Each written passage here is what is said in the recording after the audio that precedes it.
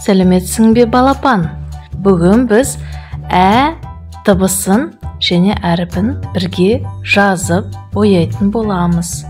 Ә дыбысы және әріпі дауысты дыбыс, сондықтан да оны қызыл түспен бояймыз мінекей.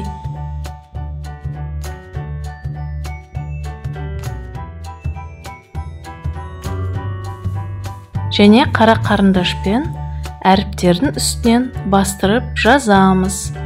Яғни қолымызды жаттықтырамыз, ә дыбысы.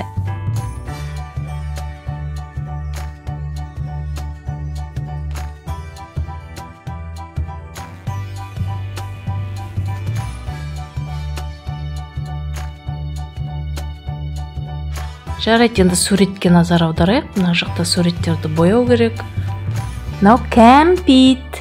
Кәмпитті кез келген түске бояуға болады. Мен көк түсін таңдадым, ал сен кез келген түсті таңдасам болады. Кәмпит. Келесі сурет бізде гүл. Гүлдің аты көкнәр. Гүлдің аты көкнәр. Көкнәрдің түсі қызыл болады, ортасы сары болады, және жапырақтары жасыл болады. Оны сен өзіңде білесің, балапан.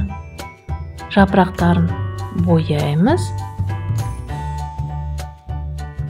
Келесі суретте бізде әтеш. Әтеш салынған. Әтешті түрлі түсті бояулармен бояуға болады.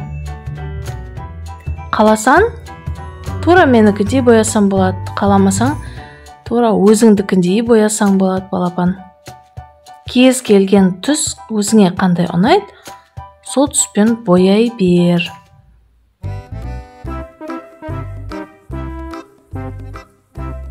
Видеода тез боялған, бірақ сен асықпай боясаң болады. Видеоға қарап, стопты басып қойсаң болады тағы да.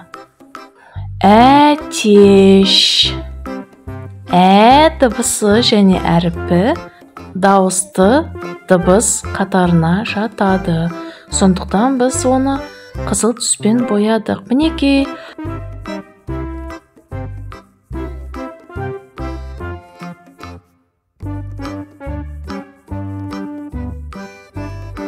Ал енді мына үш нүкте не үшін керек? Бұл жерде, мысалға, бұл сөзде әріпі қай жерде орналасқан?